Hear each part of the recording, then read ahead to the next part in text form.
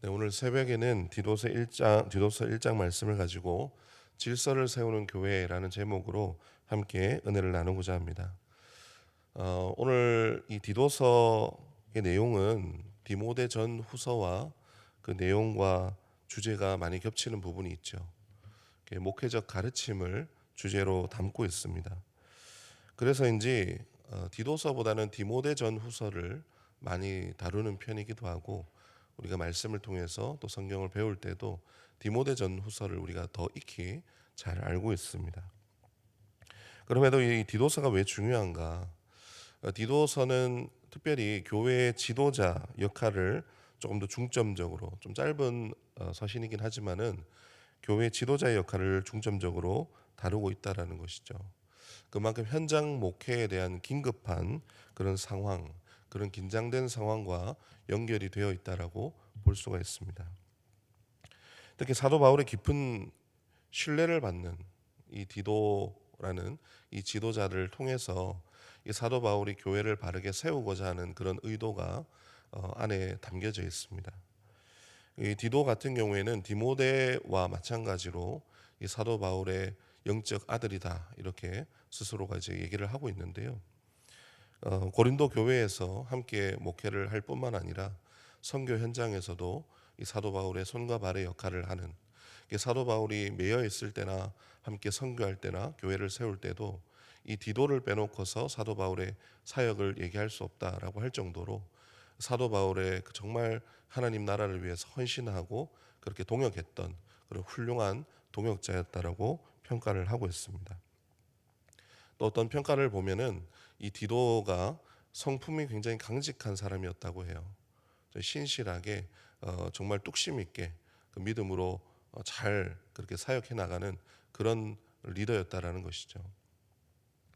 이런 디도를 오늘 성경에 보니까 지중해에 있는 그레데 섬에 남겨두었다, 이렇게 고백을 하고 있습니다.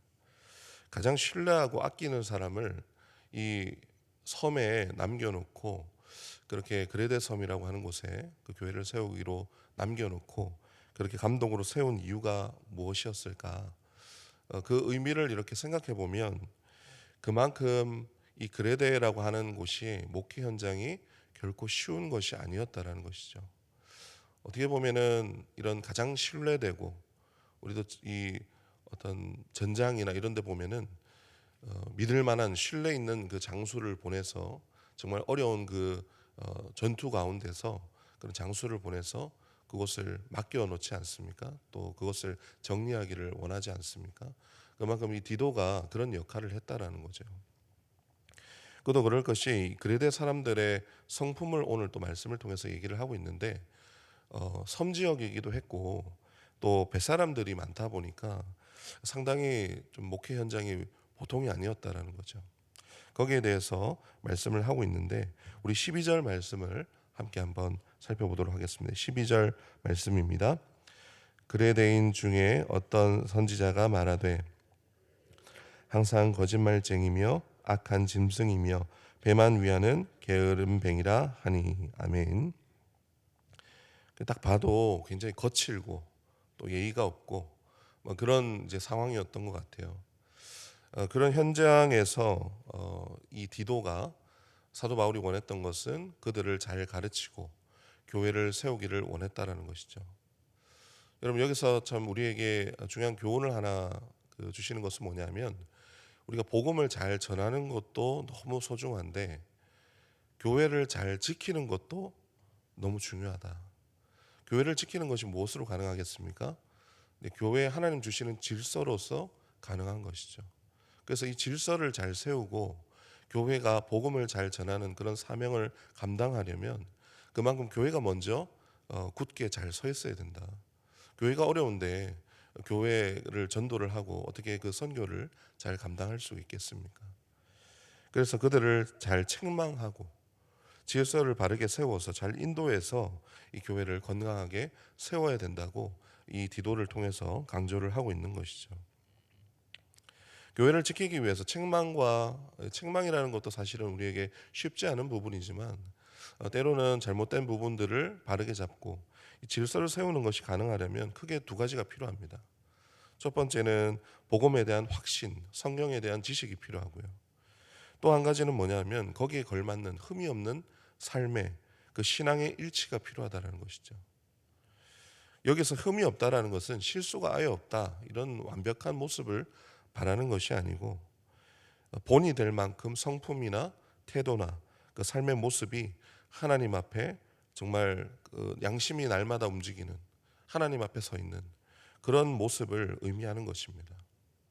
그래서 디도가 이런 교회의 어려움들 가운데 질서를 잘 세워야 되는데 교회를 수호하기 위해서 리더들을 세우고 가르쳐야 된다라고 말씀을 하고 있는 것입니다. 저는 여기서 이 말씀을 보니까 정말 중요한 이 메시지가 하나 있더라고요. 우리가 더 너무 잘 아는 그런 메시지인데요. 이게 뭐냐 하면 교회 질서가 바르게 세워지고 교회를 잘 수호하기 위해서는 리더들이 바르게 서 있어야 된다. 그리고 리더들이 먼저 본이 되고 하나님 나라에 대한 열망을 가져야 되는구나라는 것입니다. 먼저는 섬기는 자리에 우리가 항상 있어야 됩니다. 우리가 섬기는 자리에 먼저 나아가서 섬기는 자리에 항상 먼저 있어야 하고 또 성경과 신앙에 대한 깊은 열망이 우리 가운데 있어야 되는 것이죠. 삶에서도 하나님 앞에 살기로 교회에서뿐만 아니라 내 삶의 어떤 자리에서도 하나님 앞에 서 있다라는 그 양심의 그 신앙의 고백이 날마다 있는 그런 모습이어야 합니다. 그런 사람들을 통해서 교회 질서를 세우시는 것이죠. 말로 질서를 세우는 것이 아니라 하나님은 그런 신실한 자들을 통해서 본이 되게 하시고 때로는 그들을 통해서 그 메시지가 흘러 들어가게 하셔서 이 교회가 질서를 바르게 세우고 그리고 주님의 사역을 감당할 수 있도록 은혜를 베풀어 주신다는 것입니다. 이것은 여러분 신앙생활 열심히 잘한다고 해서 누군가를 책망하고 손가락질할 자격이 주어졌다라는 것이 당연히 아니죠.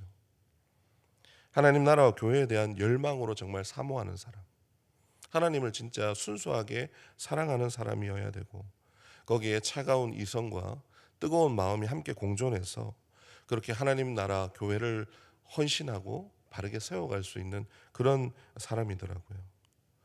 참 읽으면서 찔림도 받지만 또 함께 또 생각이 드는 것은 나도 그런 사람이 되었으면 좋겠다.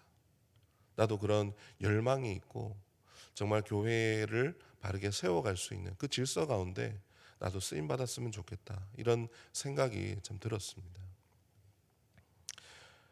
그러면서 우리가 함께 또 고민해 볼 것은 뭐냐면 우리의 신앙의 수준을 더 높이기 위해서 또 애를 쓰고 씨름해야 되는 거구나. 뜨거운 마음을 갖는 거 정말 참 중요한 거구나. 그냥 머물러 있고 만족하고 지키기만 해서 되는 것이 아니고 조금씩 내 자신을 하나님 앞에 돌아보면서 어떻게 하면 하나님 앞에 변화될까? 그것을 날마다 고민하고 하나님과 씨름하는 것이 너무 중요하다는 것이죠. 내가 교회의 기둥이 되고 창틀이 되어서 또 교회를 지탱하고 누군가의 빛이 될 수 있는, 빛을 비춰줄 수 있는 그런 역할을 우리가 감당해야 된다는 것입니다.